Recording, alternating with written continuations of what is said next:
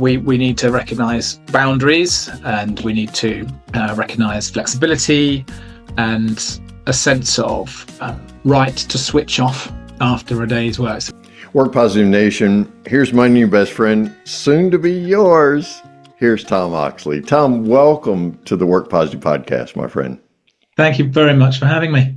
Yeah, we're both fathers of daughters, so we've had some nice off-camera chat about the joys of being fathers of daughters. So, Tom, thank you so much for coming on. Mental health has really escalated in terms of the importance of conversations that we're having today. I'm sure the pandemic exacerbated that some, but also there's so many other factors like 4, sometimes 5 generations in the workplace now and things like that. So thank you for coming on the Work Positive podcast to talk about the importance of mental health. And you have an amazing tagline that I absolutely love. Any employer can support any employee, right? I think it's possible. I think it is. You know, I had some difficult experiences with mental health myself. And one of the things that was missing was intentional and planned support from my employer. Actually, they were very good about it, and they were very kind about it and generous. But there was kind of the plan was missing. And I really think that any employer can have that plan for when this stuff shows up. Tell us about the plans that you see most helpful in companies today in supporting employees for mental health purposes. I think there are a number of critical factors when organizations get this right. And it probably all begins with a leader or the leadership team who recognize this subject and they participate. They lead on it, perhaps in terms of company sponsorship. They don't have to fulfill all the executive functions of it, but they fly the flag, they get it, and they recognize that there's a moral case to get this right and a business performance case to get it right too. I think that's the first thing. And when leaders get it, it cascades permission throughout the organization for other people to understand it and to support each other. So that's the first place I look. What do people think about their leadership on this topic? Right. Okay. You said something really interesting, the moral case and the business case. Yeah. Let's talk about those. What's the moral case for mental health at work? Okay. So I think that most of us believe we've got one go on this planet, and much of that is spent at work with other humans, probably, doing work often with and for other humans, consumers, buyers, services, whatever they may be.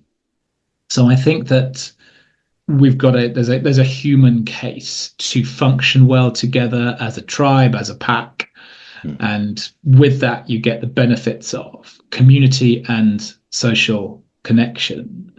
I think that's really powerful. I think it's actually more powerful than people think. There's a piece of research out there that suggests that social connection and social integration has better long-term health outcomes than not smoking. Wow. Now, I haven't dug into that research myself, but it's a heck of a statement, right? To say it's huge. People need people. Yeah. And I think we know it. Our bodies know that. Being lonely is physiologically very stressful for us. High cortisol, and that feeling, that some of those pain feelings that I'm not seen, I'm not heard, I don't matter, I don't get attention. So that's what I mean by the moral case. We have each other's back. Rather than being on our backs, you've got something else's back. Yeah. The difference between that is seismic. You know when you come to work, is this organization, is my team, are they with me or are they kind of against me? And the difference that makes on my work, quality of it, my ability to find flow and produce my best stuff. Now that's very much impacted by whether or not I feel part of things. Yeah. Yeah. So if your stomach starts flipping on the morning Yeah, commute, right? Then you yeah, then you you are judging the moral case for your work culture then I and think so. there. But if you're looking forward to seeing the people that you work with, and really to engaging with the work, then that's also judging the moral case. Oh yeah, I yeah. love Your body knows, I think, and when we those. have that stuff in the pit of our stomach the Right. night before work, or I feel like I'm heading into an environment that's difficult for me, Hmm. difficult for others. I'm going to enter into my version of a stress response. Yeah. And Yeah. if Whatever I'm that might doing that, I can't use my brain in its kind of optimum capacity.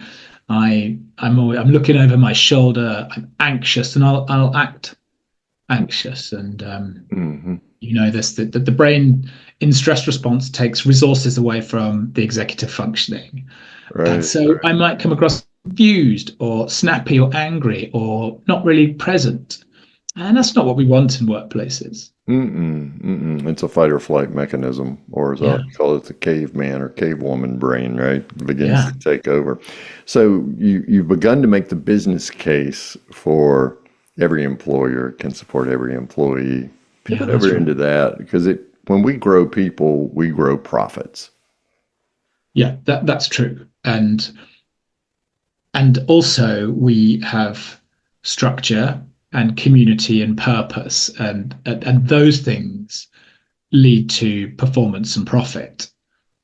It also costs us a lot of money not to support our people. Hmm, Okay, I'm going to give you a couple of quick stories. sure. I have a friend called Nick, and he was working for a global financial services company. He'd smashed his review. He'd exceeded expectations in his review the past 4 out of 5 years. Hmm, He was a famously nice guy, and his mum died. hmm, Okay, so hmm. it's a big boulder in his backpack, and one that we'll all face from time to time. And We do. his manager refused his requests for flexible working while his grief was, turning into depression.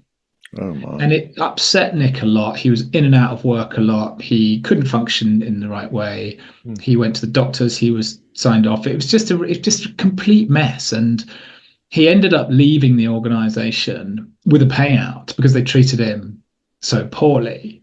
hmm, So very clearly we can see that when we don't get this right, it can be costly from HR point of view, from management time point of view, and a human at the end of the day who feels broken by his experiences. hmm, hmm. On the other side, if we flip that story, my somebody in my family called Sally, who um, after the death of her father, she experienced some poor mental health, and her manager noticed. The manager was actually on maternity leave, and during one of her keeping in touch days, just looked at Sally and said, "You're not right. What's going on? Tell me about it. Let's have a cup of tea." Hmm. Um, you know, and listened to her, just heard her out, Wow. and was had her back at a difficult time. And Sally stayed at that organization for another 9 years. Didn't actually require additional time off. They just managed some of her work. She was working for an international charity. So, it's when we get this right, the ripple effects are very positive. We show the team that we care. We show the individual that we're on side. Hmm. And the payback on that is loyalty and keeping skills and somebody just being able to be somewhere near their best, even at a difficult time, because work can be part of our recovery.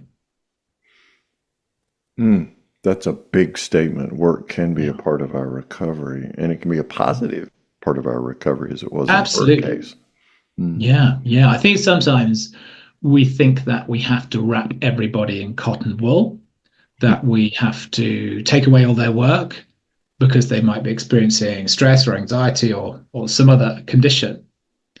But I hear time and time again, I've interviewed 450 people with lived experience of mental health, and they're ready to come back to work before they're 100% well. But the structure and the purpose and the community and the pay and the doing interesting things that work provides is very valuable to them.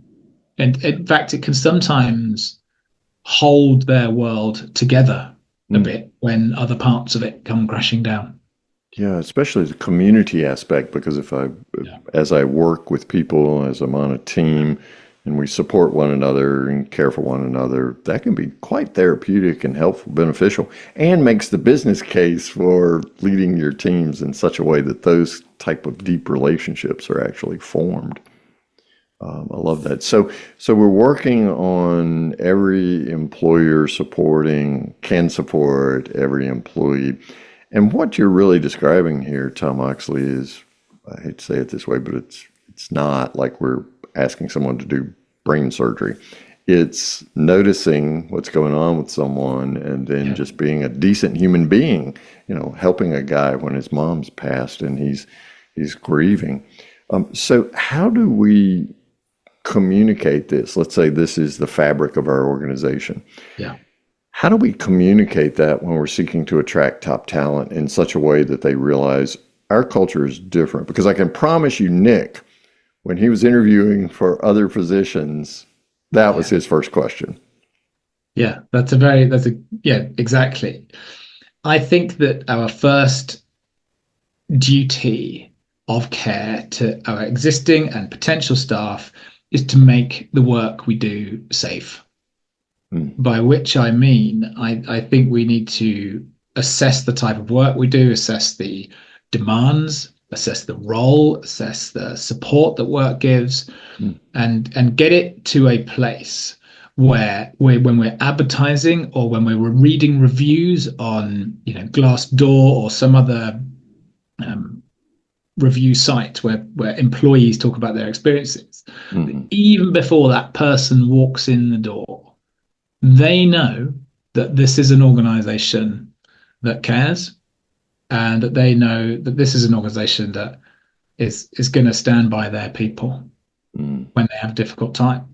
It does not mean that work is a free ride or a joyride at all.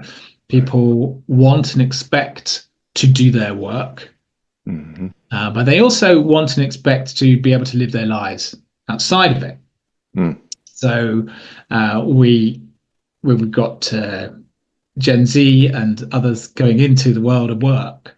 They're up for the work, but they are absolutely concerned about having their non-working time protected. And so we need to recognize boundaries, and we need to recognize flexibility and a sense of right to switch off after a day's work, so we don't get that kind of boundary confusion between my working life and my non-working life to the extent that interrupts the things that I do from for me and my heart, my soul. Yeah, they really have observed my generation, their parents' generation, right, with the highest divorce rate, highest addiction rate of any previous generation. We just did not do a good job of creating harmony between work and life. And so kudos to them for standing up and saying, here's the boundary, particularly in a world of technology where constant accessibility becomes chronic and often acute in interrupting our me time. I love that you talk about the Glassdoor reviews and things like that, because that's critical to the attraction factor that we talk about in Work Positive Nation, of realizing that it's an inside job first to attract top talent, and then we're seeking to attract them rather than recruiting them, which oftentimes means we're just selling them on what we think they want to hear in order to get them to come to work with us. So that attraction factor is so important. So once we get them through the front door, how do we keep the back door from becoming a revolving door, Tom? That's a really good question. So I think some organizations operate on an employment strategy where they get the top talent and they're happy to burn them out within 18 months, 2 years, because the next lot they've got such a queue outside their front door of the next talent. They're happy to have that. Now, for me, that would be like, I imagine, I don't do this, but I imagine it'd be like getting a new car every year and just scrapping the other one because it doesn't matter. The other one's around the corner. Right. Yeah. But and I know that your best employees are often those with that retain skills and experience to stay with the organization for a bit longer. We reduce the recruitment costs and the training costs, and we get to keep those skills and pass them on to other new people who join the organization. So there's that aspect of it. We also need to close the back door, as it were, by understanding why people are leaving and getting curious about what it might take to keep them. So in the UK, one of my clients is a factory environment, and they, after many, many years, they changed to weekend shift work. And they lost, I think, out of a factory of between 20 and 30 workers, I think they lost 9 workers due to the shift change that meant they couldn't do things like see their children at weekends or see their soccer team. It's like it's important to people, this stuff outside of work, and they reversed it. They reversed it and they crunched the numbers. They found out a way of running the machines, but they got to keep the people. And I think that they recognize the value in that. Yeah, well, the exit interviews, but plowing what you learn in those exit interviews back into your processes and implementing them as quickly as possible really is helpful. It's easy to say, like you were talking about, oh, we'll just find somebody else. We'll just send them on out the door. I love your automobile metaphor. It's like not changing the oil or putting any gas in the tank, right? Or any petrol in the tank. You just, yeah, you're right. There's things we have to do in the middle as well, right? Yeah, we have to maintain this thing. We have to. Absolutely. In fact, if our people were machines, we would treat them better sometimes. Wow. Let me tell you why. So in the UK, the Health and Safety Executive is the government body responsible for stress at work, mental health at work, health and safety. And they have calculated that 54% of lost time in the UK is due to work-related stress, anxiety, depression. 54%. So more than half are lost time. Okay, so Dr. Jerry, you're no longer a generous and warm podcast host, right? You're now running a factory, and I've just told you where 54% of your lost time is coming from. What would happen? We would stop the machines. We'd do a root cause analysis. We'd inform the leadership team, and we'd improve our processes so that we'd certainly work down and put a lot of pressure on ourselves to make things safe before we switch the machines back on. So we've got that job to do on mental health, because they're real. That's real numbers. Boy, those are significant numbers. They really are. Yeah. So in terms of audits and measuring the state of mental health in organizations and companies, you do a lot of work with clients around that. How do you go about measuring the state of mental health in a company? Yeah, thank you. So, as a doctor, when your patient would walk through the door, you're going to say, where does it hurt? And I think that's what we need to do with our people. So the first thing I do is I try and run surveys. So non-mandatory, confidential surveys hosted by me, so we can just begin to explore the hotspots around the organization by department of what's causing the stress, anxieties within work. How much of that is to do with our personal lives or our working lives, and to understand if and when problems arise, what the employee experience is like. Where would they go for support? Who would they like to talk to? What are we doing that's good? What are we not doing that we need to see? And just start to get that numerical, statistical picture of what's going on, what's good and bad, loosely. I love And, that. We just asked yeah, that question, where does it hurt? yeah. And when we know that, we are better able to pitch our resources, such as training or system change or cultural or manager skills, Hmm. and really improve it in a targeted way. So it's helpful. The other thing that that does is it allows your employees to feel seen and heard on this topic. So they're contributing to this. It's not like a technical problem where the organization should, probably know the answer. It's about asking the people, the workforce, what Hmm. their experience is like. And that's the other thing I do is I interview people who've been sick with poor mental health while working for the organization. Hmm. So we get those stories alongside the stats of, what was your experience like? What do you think of leadership? What would you change if you were, MD for the day? And people are often very generous about how they like things to change. I love it. So you just ask them, and Yeah, and it is important that they be seen and heard and feel listened to, yeah, Tom. But the action that takes place after that is yeah. critical.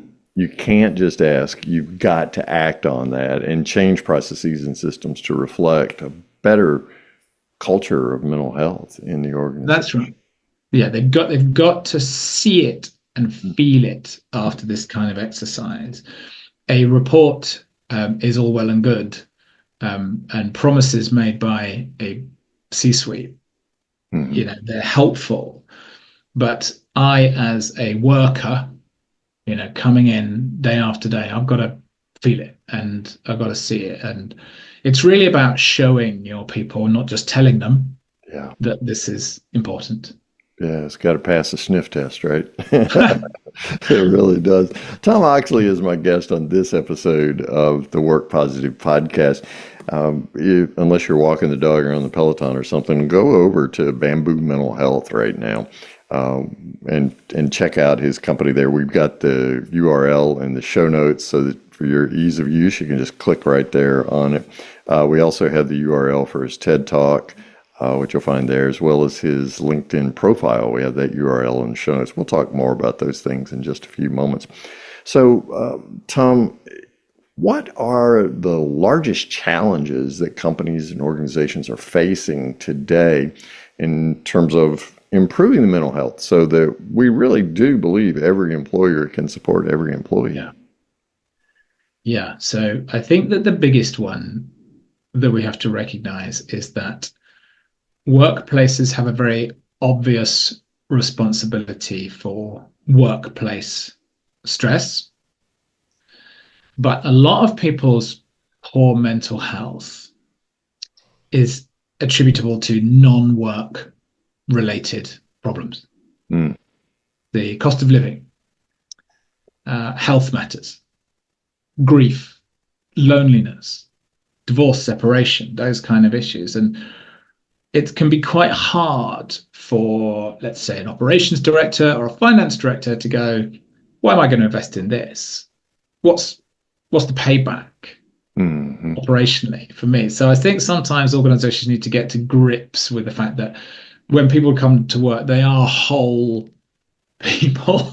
Yeah. And if there's something in my life which is giving me a kicking, I am not going to be as focused or as creative Mm. or as sometimes even as safe at work because that bit of my brain is tuned in to the big issues of my life. Mm. So I think there's a job to be done there to convince people. And so I think that the second challenge really is about understanding that well-being and being well is not separate to work. I don't just do my hard work and then I can go off and be well on my own time. Hmm. It's about integrating that, hardwiring being well into work so that it's safe, and being well and mental well-being is actually a product of good work. Yeah, if to do otherwise is really based on this erroneous notion that I can divide myself into my personal self and my professional self. Yeah. So I put on like a suit of clothes, my professional self, and I come to work, and then when I leave, I take those clothes off and I go do my personal thing. And yet, as you so well said, we're integrated wholes. We are people. We're not just working an assembly line as a machine. We are indeed whole people. So it's really profitable to grow the whole person, and it shows up on your bottom line. Exactly. Sure. Yeah, we keep people, we're safer, we're more loyal, we can reduce costs, and we also get to do more creative things together as a sort of tribe in the Yeah. work. So Yeah. it's a false economy to just ignore the humanity within the humans working for us, I think. Mm. Hmm. Yeah. Oh, I love that. That it is a false humanity just to think of the professional development side as opposed to the personal, because there's really no degree of separation there. There's what happens at home comes to work with me. What happens at work goes home with me. And so, Yeah, we, that's right. What can be tricky is sometimes convincing a leader who has a different life experience to that. yes, yeah, or So, just a different mental model yeah, altogether. I think that's where the generational differences show up most. And I'm talking about my generation, the boomer generation now, right? That we don't always do a good job of translating our work experiences into a healthier model like the one that we're talking about here. So Tom Oxley is my guest on this episode of the Work Positive Podcast. So Tom, when I go to Bamboo Mental Health, what am I going to find on your website? well, I've got some treats for people who go there. I've got some films. I make short films about stress at work, anxiety, depression at work. I've got some films about mental health conversations and Hmm. how we can do those safely. So some nice stuff in there. It's very important. I need to say this. I don't attempt to do the therapeutic work in this Okay. kind of space, right? But I Okay. do think that people can notice this stuff in others and have a safe conversation with them and guide them to the right professional support. So there's a bit of that in there. And Absolutely. there's a couple of films about me and my motivation. So, and a couple of examples of some of my talks as well. Okay. All right. The TEDx talk, give us a brief synopsis of that. What we'll Yeah. experience when we watch that. So if we can remember back to before COVID and 2018, I was Uh-huh. asked to talk about mental health in the workplace to in Wow. front of an audience of educationists Hmm. in Norfolk, in Norwich, in the UK, where I'm from. Uh-huh. And that was back at a time when I really had to start to explain what is this mental health and Hmm. what's it doing in the workplace. Right. I think a lot of teachers and people in education probably knew that instinctively. Uh-huh. But I think a lot of it's still valid now. It's about getting your people to speak up safely so you can listen to them and make improvements in the workplace. Mm. And of course, the LinkedIn URL is there as well. You can reach Yeah, out to Tom Oxley and connect with him on LinkedIn. That's a great place to message one another and to discover even more. Support yeah. one another, because any employer can support any employee. You don't have to be a therapist in order to do that. Tom, Work Positive Nation always wants to know from my guest one thing. So, Tom Oxley, what's one thing you recommend that Work Positive Nation do starting today to create the kind of positive work culture that we've talked about? I think that people need to have a safe place to tell their story. So when we tell our stories, we can tune into each other as the pack, as the tribe, and we can share our stories, and we can begin to see that we've got people working for us, not problems, and we can gather and we can do what humans need to do. And when we've done that, when we've got that sense of sort of tribal security within the workplace, we can be at our best, and that's where the good stuff flows from. Wonderful. Tom Oxley, thanks so much for sharing with Work Positive Nation today. Go right now to Bamboo Mental Health. The URL is in the show notes.